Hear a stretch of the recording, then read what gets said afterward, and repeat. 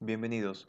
En este video vamos a hablar de la nueva versión de la guía para la gestión de proyectos PMD Pro o Project Pro. Los integrantes son Cisneros Santiesteban Mía, Cuadro Rodríguez Diana, el que les habla, Montesa Pozo Jean-Pierre y Valera Alberca Alessandra.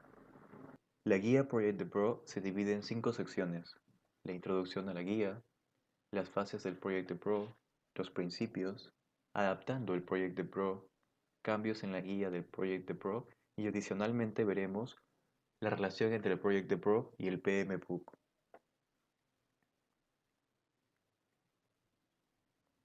El propósito de la guía es mejorar la capacidad de gestión de proyectos por parte del sector humanitario y de desarrollo, como brindando un conjunto de conocimientos y herramientas completas y ajustables para ayudar a incrementar la eficiencia y eficacia de los proyectos del sector. Está destinado a una audiencia que incluye los siguientes perfiles como gerente de proyectos y miembros del equipo que son nuevos en la gestión de proyectos o que son nuevos en los sectores humanitarios y de desarrollo. Profesionales del sector de desarrollo que tengan la intención de obtener certificaciones profesionales de la gestión de proyectos. Miembros del equipo del sector público que trabajan en temas de desarrollo en sus respectivos países y regiones. Socios locales que ejecutan proyectos en su sector y consultores o personal contratado que operan en el sector desarrollo. En la parte introductoria de la guía nos muestra la estructura del Project Pro. Cada una de estas 5 secciones mencionadas va a ser abordada más adelante utilizando el caso de estudios Río Delta para facilitar el manejo de información. Pero antes debemos entender la importancia de los proyectos, ya que un proyecto busca desarrollar un objetivo y se desea conocer cuál podría ser el resultado final de materializar, por ejemplo, una idea, en respuesta a una necesidad social como la escasez de escuelas rurales, postas médicas o como respuesta de innovación en compañías para mejorar el estilo de vida de las personas. Si bien existen similitudes entre algunos sectores, hay algunas características que hacen que la gestión de proyectos en el sector de desarrollo sea única y especialmente desafiante, ya que tienen como objetivo abordar problemas complejos de pobreza, desigualdad e injusticia, y tienden a operar con recursos limitados, riesgos elevados y entornos políticos cambiantes, ya que no solo podemos tener el control de los proyectos y lograr así el éxito de los mismos, sino que podemos ser partícipes como agentes de cambio en un mundo crecientemente desigual, incursionar más a fondo en el contexto de la gestión de proyectos y brindar una rendición de cuentas transparente. Fases del proyecto. El Project Pro utiliza un modelo por fases que proporciona orientación específica sobre lo que se debe hacer en cada fase del proyecto.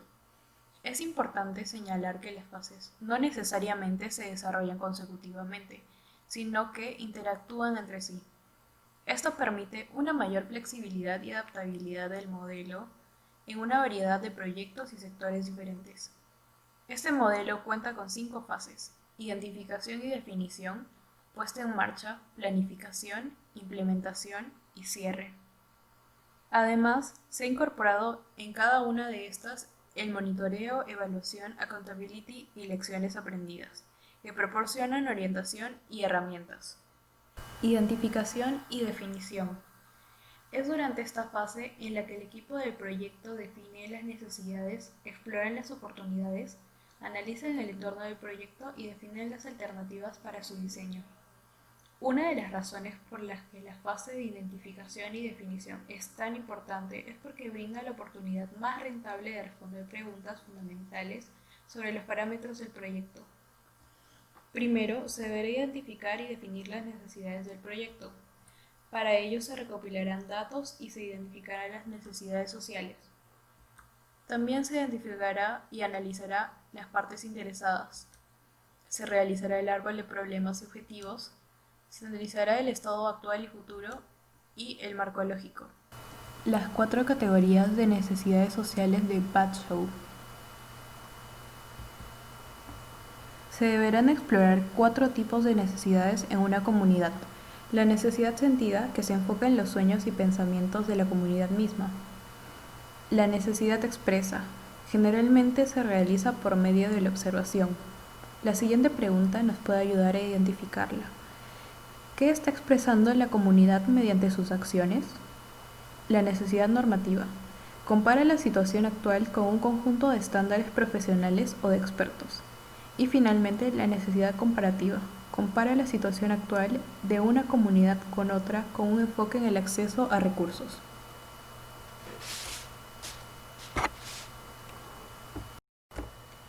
Identificación y análisis de las partes interesadas utilizando el diagrama de Venn. En la figura se muestra cada círculo que identifica a una parte interesada involucrada en el proyecto. El tamaño del círculo utilizado ayuda a indicar la influencia relativa de cada parte interesada, mientras que la separación se usa para indicar la fuerza o debilidad de la relación entre los diferentes grupos u organizaciones. Se realiza la matriz de análisis de interesados que utiliza los resultados del diagrama de Venn para identificar, elaborar y comunicar aún más los intereses, la capacidad y las posibles acciones de las partes interesadas. Una excelente manera de perfeccionar y detallar a fondo la prioridad de intervención del proyecto es utilizar un árbol de problemas. Primero se identifica el problema central mediante un proceso de tormenta de ideas o basándose en un análisis preliminar de información existente. Luego se construye el árbol de problemas. Los problemas que son causa directa del problema inicial se colocan en la parte inferior y los problemas que son efectos directos del problema inicial se colocan en la parte superior. Una vez que el árbol de problemas es completado, el siguiente paso es desarrollar un árbol de objetivos que comience por identificar las potenciales intervenciones que podría llevarse a cabo para darle solución a lo que está mal en el árbol de problemas. El árbol de objetivos es una imagen espejo del árbol de problemas, donde cada enunciado del árbol de problemas se transforma en un enunciado positivo que muestra las relaciones medio-fin. Finalmente, el equipo del proyecto desarrolla un árbol de soluciones que presentan los objetivos e impactos que deben buscarse para resolver el problema central. Los criterios de selección del alcance deben incluir la disponibilidad de recursos, la capacidad de implementación de la organización, las prioridades del gobierno local y las necesidades de los hogares. Es importante tomar en cuenta que el árbol de alternativas también presenta cuáles elementos no entrarán en el alcance del proyecto. Los elementos que se considerarán se encuentran en los cuadros en tonos azules y los que no se encuentran en los cuadros naranjas. El marco lógico. La matriz del marco lógico identifica y presenta las relaciones lógicas en un proyecto monitoreando el razonamiento vertical y horizontal que conecta los niveles de la matriz. La relación entre los elementos de cada nivel del marco lógico ilustra la lógica vertical que dará como resultado el logro del impacto final del proyecto. Se utiliza un modelo de 4 niveles. Las actividades son acciones tomadas en las que se movilizan insumos para producir los entregables de un proyecto por el cual el personal puede ser responsable y que al sumarse producen resultados. Los resultados son entregables tangibles y no tangibles resultantes de las actividades del proyecto. Incluyen productos, bienes, servicios y cambios que agregan y contribuyen a los objetivos. Los objetivos son los que el proyecto espera cumplir a un nivel beneficiario y contribuir a los cambios a nivel de la población que agregan y ayudan a lograr el cumplimiento de metas e impactos a lo largo del tiempo. Los impactos son los resultados o efectos finales deseados de más alto nivel a los que se contribuye el proyecto. Es importante realmente pensar en los supuestos en el marco lógico. Si estas condiciones no son verdaderas, el éxito del proyecto se verá comprometido. Los supuestos también son una excelente manera de comenzar a pensar sobre los riesgos del proyecto. Se debe pensar en ellos como una relación sí y entonces. Si se sigue la lógica horizontal y los supuestos son verdaderos, entonces el proyecto probablemente tendrá éxito. Se tiene el ejemplo del proyecto de letrinas del río Delta. El contenido de este marco lógico muestra la lógica vertical y horizontal del proyecto y presenta el ejemplo de los supuestos e indicadores encontrados en cada nivel del marco lógico. El supuesto nivel de resultado es que una mayor disponibilidad de letrinas y un mayor conocimiento de su utilización aumentarán significativamente el uso de las letrinas, mejorando así la calidad del agua y la salud de la comunidad. Además, se debe tomar en cuenta que el marco lógico es un documento vivo y debe actualizarse si se realizan cambios del proyecto, por medio de consultas y procesos apropiados de aprobación y justificación. Esta también es una herramienta que puede utilizarse en el monitoreo y la evaluación, así como en la planificación del proyecto. Como segunda fase del proyecto se establece la puesta en marcha, la cual, partiendo del trabajo realizado en la primera fase, entregará como resultados claves el acta de constitución del proyecto, registro de riesgos completos, estrategia de compromiso de partes interesadas y lanzamiento del proyecto. Esta fase es crucial, ya que se sentarán las bases para garantizar una entrega exitosa del proyecto. Para que todo ello sea llevado a cabo, se verán involucrados el equipo del proyecto, beneficiario del proyecto, gobernanza del proyecto, gerente del programa y socios proveedores y contratistas. Registro de riesgos.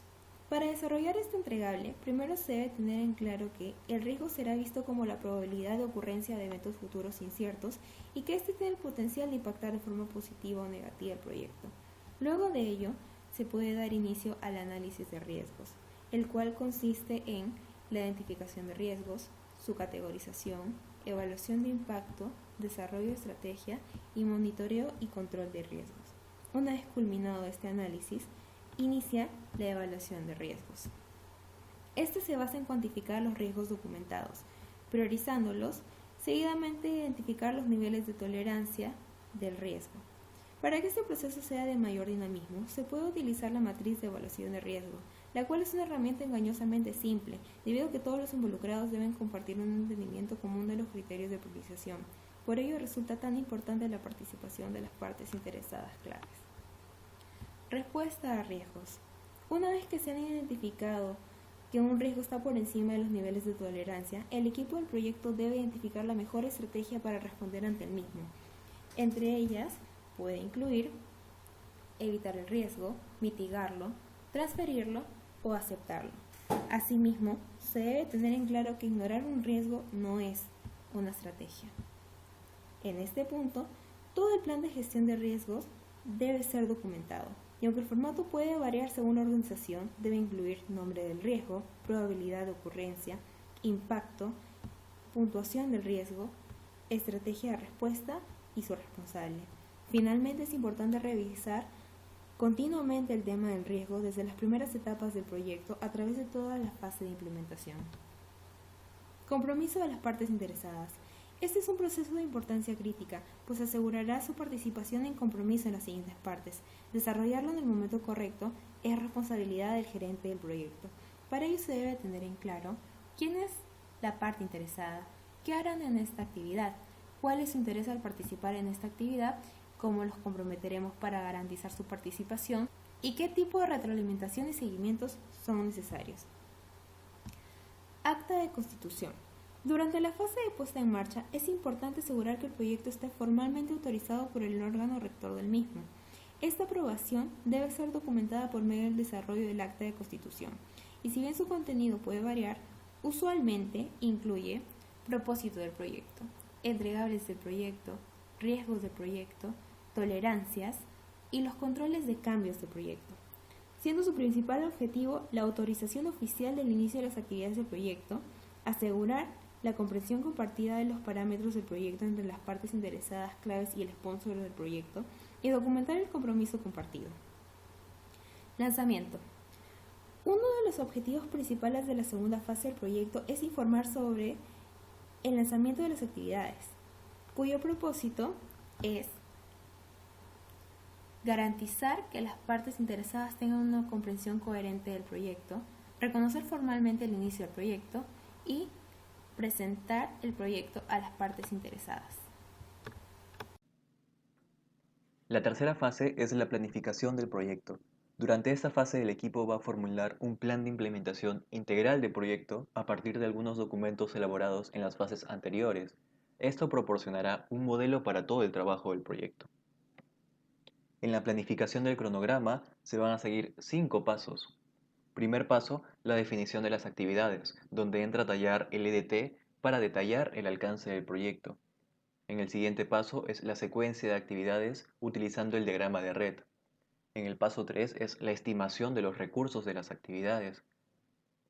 En el paso 4 es la estimación de la duración de la actividad utilizando el método de la ruta crítica. Y por último, el desarrollo del cronograma mediante un gráfico de Gantt. El Plan 1000 debe relacionarse directamente con sus indicadores, actividades y resultados. Para su elaboración debe tomarse en cuenta tres procesos importantes. El monitoreo, donde se halla el desempeño del proyecto en términos de dinero, tiempo, riesgo, calidad y otras áreas. Evaluación, donde tiende a enfocarse en el seguimiento de los objetivos del proyecto.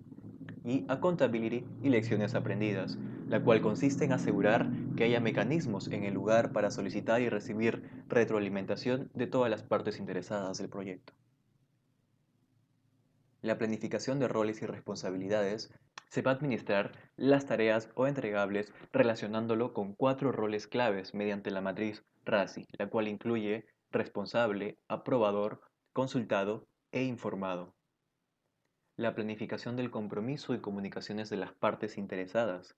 Es necesario que exista un plan de comunicaciones que identificará aquello que debe ser comunicado a la persona en forma y tiempo adecuado, además de implementar estrategias de compromiso de las partes interesadas. Planificación de la cadena de suministros. Cuenta con tres componentes: plan de adquisición, plan de logística y una política de administración del activo, donde cada organización va a establecer su propia definición de valor y vida útil de cada activo. En la planificación de los recursos humanos, como el eje fundamental de todos los proyectos es la fuerza de los recursos humanos, es necesario que el gerente deba tener un plan de recursos humanos, incluyendo las siguientes preguntas. En la planificación de la sostenibilidad, una herramienta que facilita la sostenibilidad del proyecto es la matriz de planificación de transición, ya que ilustra preguntas y principios y retos para cada equipo y parte interesada. Las planificaciones integrales de un proyecto deben incluir una planificación de cierre, donde incluya evaluaciones, requisitos de informe, actividades de cierre o actividades de traspaso. Un componente clave de la capacidad organizacional es establecer controles internos, ya que la mayoría de las áreas se benefician de los controles internos y aseguran el logro de las metas y objetivos. Soy Mía Cisneros y voy a exponer la fase número 4, implementación del proyecto. La fase de implementación de un proyecto necesita que el gerente del proyecto verifique todos los elementos de este para garantizar que se entregue a tiempo, con el presupuesto proyectado, dentro del alcance y con la mejor calidad, ya sea de un producto o un servicio. Los stakeholders y el manejo del personal serán piezas principales para esta fase. Resultados clave. Acerca de los resultados claves tenemos los registros de problemas, que es una herramienta la cual se emplea para seguir absolutamente todos los asuntos del proyecto. Los informes de monitoreo. Esta es una herramienta para que el gerente del proyecto conozca si el proyecto cumple con el cronograma debido a las metas trazadas a través de un informe. Evaluaciones, empleadas en tiempo real, dirigidas a proyectos complejos para observar las mejoras y también analizar si el proyecto está yendo por el camino correcto. Informes narrativos y financieros. Informar siempre será parte del proyecto, ya que es útil para comunicar el progreso y las metas que se han podido lograr. Además, los reportes financieros se basan en información sobre el porcentaje de ejecución del proyecto, como los pronósticos y proyecciones. Planificación por etapas. De acuerdo al avance en la implementación del proyecto, se realizarán planificaciones por etapas en las cuales se especificarán los trabajos asignados en cada una de ellas. Planificación de riesgos actualizada. Mientras se realiza la planificación, el plan y el registro de riesgos son actualizados varias veces, dependiendo de la duración y de la complejidad del proceso. ¿Quiénes están involucrados en esta fase? Están involucrados todos en realidad, desde el equipo de proyecto, la gobernanza, el gerente del programa y las partes interesadas. ¿Qué significa esto en la práctica? Significa dos cosas: la planificación gradual, que es el proceso reiterativo de agregar más detalle al plan de implementación conforme el proyecto se desarrolla en esta etapa, y las puertas de decisión, que brindan la oportunidad de que los miembros del equipo de proyecto y las partes interesadas revisen y justifiquen que el proyecto debe avanzar tal como está, o bien si es necesario hacer cambios, e inclusive si el proyecto debe de detenerse por completo. Insumos. Los planes subsecuentes como los que mencionaremos a continuación, son de gran utilidad durante esta fase. El plan de riesgo completo, planificación 1000, plan de administración y recursos humanos, plan de compromiso de las partes interesadas y de comunicaciones, y otro plan suplementario que pueda ser de utilidad. Procesos. Gestión de personas. Los gerentes de proyectos son los indicados para motivar miembros del equipo, transmitir la visión, empoderar al personal, etc. Gestión del cronograma del proyecto. Los encargados de monitorear los cronogramas son los gerentes del proyecto de acuerdo con lo que se especificó en el plan de implementación, realizándolo regularmente para asegurar que el cronograma siga en pie. Gestión del presupuesto. Las organizaciones del sector humanitario y de desarrollo usualmente dependen de donantes organizacionales o individuales para financiar programas y ellos esperan que los fondos sean bien manejados. Gestión de riesgos. Se monitorean los riesgos para identificar cualquier cambio en su estado o si se vuelven un problema. Es mejor revisar los riesgos regularmente a lo largo de esta fase. Gestión de problemas. Consiste en tener un proceso para identificar estos inconvenientes y gestionarlos hasta que se resuelvan. 1000. Monitoreo, evaluación, accountability y lecciones aprendidas. La frecuencia de evaluación dependerá de la duración del proyecto, requerimientos de los donantes y de su complejidad. Las actividades 1000 durante la implementación son realmente fundamentales para gestionar y mantener el triángulo de gestión. Gestión de cambios. Los gerentes de proyectos deben tener en mente que los cambios frecuentes son necesarios para el éxito de sus proyectos. Estos cambios son normales, aceptables e incluso a veces deseables. Gestión de la cadena de suministros. Es trabajo del gerente de proyecto asegurarse que las finanzas del proyecto sean bien manejadas, que los bienes, servicios y materiales sean gestionados de manera efectiva y eficiente y que el personal del proyecto tenga las habilidades necesarias para alcanzar el éxito. Plan de sostenibilidad del proyecto. Este plan debe ser revisado y justificado durante los procesos de puertas de decisión. Habrá información adicional disponible durante la implementación que puede ser útil al momento de validar el plan de sostenibilidad. La última fase es el cierre del proyecto. Esta fase incluye la implementación de todas las actividades de cierre que deben ocurrir al final de un proyecto, incluyendo pero no limitado a confirmar entregables con los beneficiarios, recopilar lecciones aprendidas y completar actividades administrativas, financieras y contractuales de cierre. Existen varios escenarios de cierre: el cierre por sí mismo, transferencia, extensión, expansión o rediseño. Es importante saber en qué escenario me encuentro para poder conocer qué es lo que debo hacer para poder efectuar un cierre exitoso. Si el proyecto fuera a ser auditado en los siguientes años, ¿qué pasaría? Por eso deben existir sistemas que garanticen un cierre contractual, un cierre financiero y un cierre administrativo en el proyecto. En la planificación y entrega sostenible se asegura que todos los elementos estén en su lugar para que los socios de la organización, la institución gubernamental o la comunidad puedan continuar con el trabajo que han hecho. El proyecto debe contar con los informes necesarios para su culminación.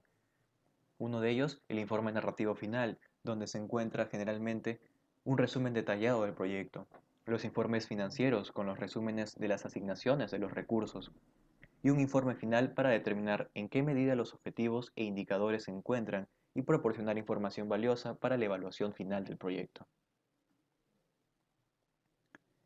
Evaluaciones de proyecto. Una evaluación final de proyecto proporcionará retroalimentación y recomendaciones necesarias para entender el valor del proyecto.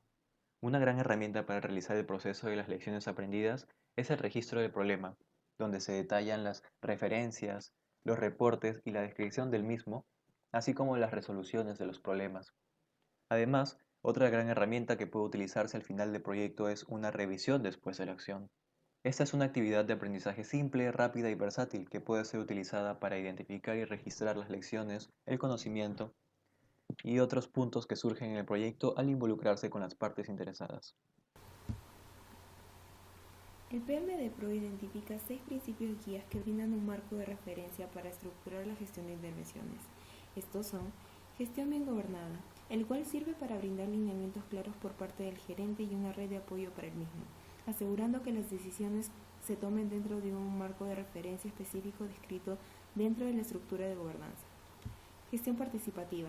Las partes interesadas tendrán distintos niveles de participación en cada fase, en donde los más involucrados deben ser incluidos y consultados de manera que exista confianza y fortalezca la aceptación del proyecto. Gestión completa. Este principio requiere que el gerente tenga la habilidad de identificar y gestionar todo el trabajo del proyecto de manera holística y sea responsable de su estructura, guía y respaldo. Gestión integrada. La aplicación de este asegura que todos los aspectos de un proyecto estén alineados y coordinados. Así, los objetivos y los resultados pueden ser alcanzados y contribuir al impacto del proyecto. Finalmente, gestión ajustable. Es la capacidad del gerente, del equipo y de las partes interesadas de analizar el entorno responsable como sea necesario. La flexibilidad y la agilidad son primordiales para este principio. Soy Mía Cisneros y voy a exponer la sección número 4, adaptando el proyecto de PRO. En esta sección hablaremos de la manera en que se adoptarán diversas herramientas con el propósito de que sean útiles para el gerente del proyecto y para el equipo de implementación del proyecto. Fundamentos de adaptación.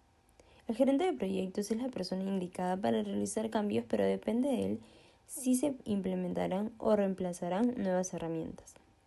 Este es un ejemplo de adaptación de herramientas de gestión del proyecto que está compuesta por datos que denotan el estado e indican si es necesario realizar cambios organizacionales para lograr una implementación exitosa de la herramienta.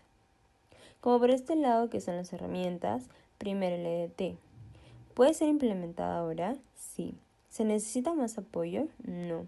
Y finalmente, ¿qué cambios organizacionales deben hacerse antes de poder adaptar y usar apropiadamente esta herramienta? Bueno, es que es asegurar que el equipo y los colaboradores aporten su experiencia y detalles específicos. Y así con las demás herramientas tenemos que realizar esas preguntas que están en el ejemplo. Factores por considerar al adaptar el proyecto de PRO. Adaptar el proyecto de PRO es fundamental, sin embargo, una advertencia debe ser atendida. El trabajo de un gerente de proyecto no debe ser reducido a un conjunto de reglas rígidas que se apliquen sin pensar en todos y en cada uno de los proyectos. Además, la gestión de proyectos es tanto un arte como una ciencia. Habrá casos en los que se podría emplear una herramienta, pero por cualquier número o buenas razones no podría ser la opción más recomendable. Es decir, ser demasiado entusiasta en requerir la adopción obligatoria o uniforme de herramientas y técnicas mediante todos los proyectos, programas y portafolios podría ser una equivocación. Todos los gerentes de proyecto deben de aprender a ser disciplinados, llegando a ser competentes al examinar cada proyecto individual de forma selectiva y adoptar lo mejor del proyecto de PRO. Los principales cambios en la guía del proyecto de PRO son 4. Primero, en el ciclo de vida del proyecto, ha cambiado no solo en número de fases, sino también en cómo se presentan sus principios y la representación de MIL. Accountability y lecciones aprendidas no es considerado una fase, ahora es un tema transversal que se verá a través de todas las fases, principios y capítulos en esta nueva edición. Además, cada herramienta ha sido incorporada en las fases, permitiendo a los lectores un proceso de aprendizaje más directo. Y por último, los principios de gestión ahora están más alineados con el programa. También son más detallados y completos en comparación con la primera edición. Relación entre el Project de Pro y el PMBOK.